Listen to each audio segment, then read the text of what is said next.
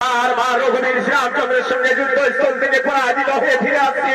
বলুন বলুন গুরুদেব, কি উপায় অবলম্বন করলে ওই রঘুবীর শ্রীরামচন্দ্রকে আমি পরাস্ত করতে পারবো?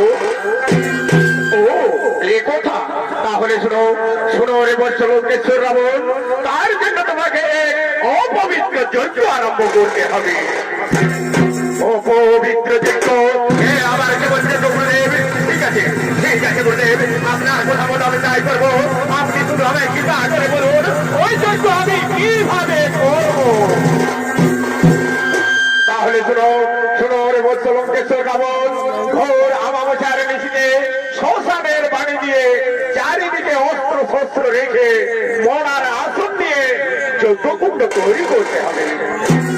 আর সেই যজ্ঞ পূরণ করার জন্য 10 দিনের জন্ম শিশুর মস্তক কেটে রক্ত মাংস হাড়ে আহুতি দিতে হবে।